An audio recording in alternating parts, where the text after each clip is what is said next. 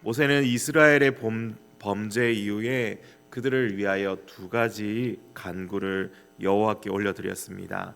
하나는 그의 백성을 소멸하지 않도록 소멸하지 말 것을 요청하였고, 두 번째는 하나님께 출애굽의 과정 가운데 끝까지 함께 동행하시기를 요청하였습니다. 만약 같이 가실 길이 아니라면 올려 보내지 말아 달라고 그렇게까지 요청합니다. 모세는 하나님께서 함께 하시지 않는다면 그들이 반드시 멸망할 것임을 잘 알고 있었기 때문입니다. 단순히 여호와의 사자가 그들 앞서 가는 것만으로는 부족하다는 사실을 알고 있었던 것이죠. 결코 그것만으로 만족할 수 없습니다. 여호와께서 친히 임재하시는 것, 그게 바로 모세가 원하는 것입니다. 그렇지 않고서는 이 원대한 여정을 절대로 완성할 수 없다는 것을 알기 때문이죠. 모세가 자기 백성을 위해 이렇게 호소하며 간구했을 때 하나님께서 결국 어떻게 하십니까?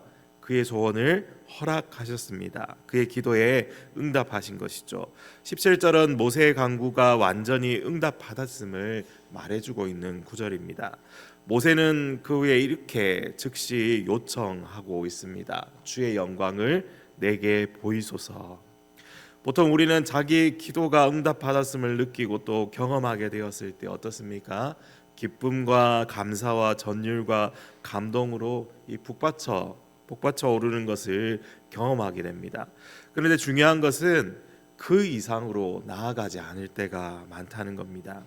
하나님께 응답을 받고 하나님의 은혜를 입어 상황이 해결되고 건강이 나아지고 환경을 극복했더라, 이것으로만 그냥 그치고 맙니다. 감사하며 나아가고 기뻐하며 찬양하는데, 그런데 그 이상으로 나아가지 않습니다. 그런데 오늘 모세를 보니 어떠합니까? 그는 응답받은 그 이상으로 나아갑니다. 원하건대 주여 주의 영광을 내게 보이소서. 여러분, 이 기도의 간구가 얼마나 중요한 것인지, 또 얼마나 우리를 위해 소중한 것인지 이 느낌이 오십니까?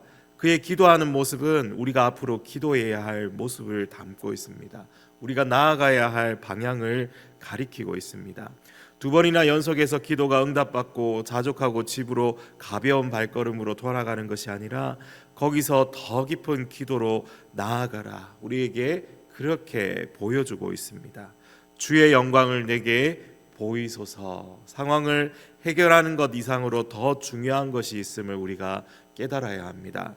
모세는 지극히 복된 곳으로 한 발짝 더 나아가기를 원했습니다.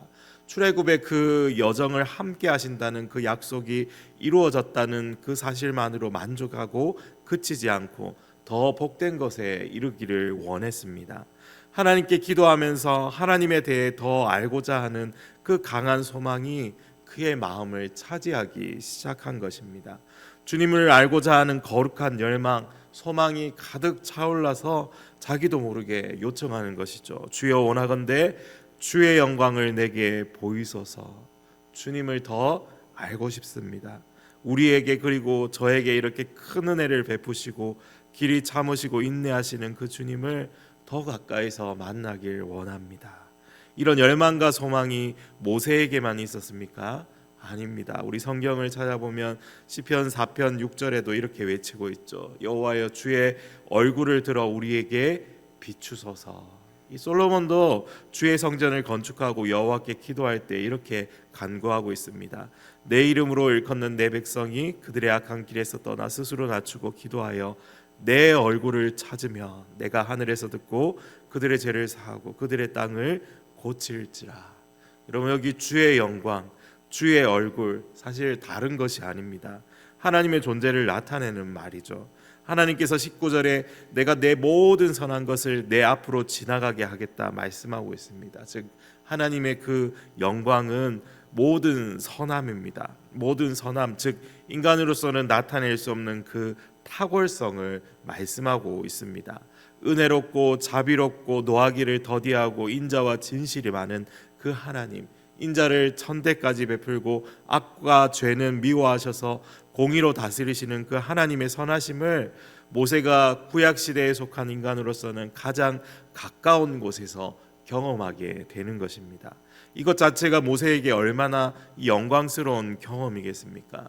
모세는 그 하나님을 온전히 경험하게 되고 그분을 알게 되었습니다. 물론 지극히 작은 일부에 불과할 것입니다. 그러나 이 구약 시대를 살았던 인간으로서 이렇게까지 하나님을 경험한 사람이 또 어디에 있겠습니까? 지극히 크고 놀라운 하나님께서 한 인간을 친구와 같이 대하시고 같이 대화하시고 임재하시는 이 놀라운 경험을 한 사람이 또 어디에 있겠습니까?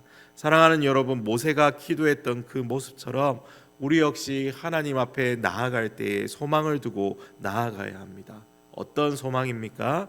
주님을 알기 위한 소망입니다. 열망, 갈망인 것이죠. 하나님께 더 가까이 나아가며 주님과의 깊은 교제 속으로 뛰어들어가도록 더 깊은 기도로 우리가 들어가야 하는 것입니다. 단순히 무언가를 얻기 위해서, 무언가를 이루기 위해서, 극복하기 위해서 기도하는 것이 기도의 바른 사용법입니까? 그것이 은혜의 수단으로 불리는 기도의 목적입니까? 그렇지 않습니다. 기도는 더 깊이 하나님을 알고 하나님을 경험하고 하나님과 교제하기 위해 우리에게 주신 방법입니다. 우리는 이 목적과 수단을 결코 혼동해서는 안 되는 것이죠.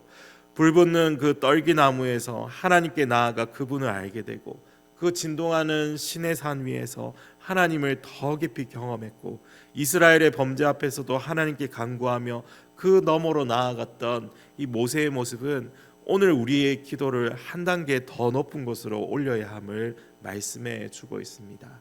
복되신 여호와 하나님을 깊이 아는 그 지혜와 지식으로 채워지는 것이 우리의 소원이 되어야 한다는 것이죠.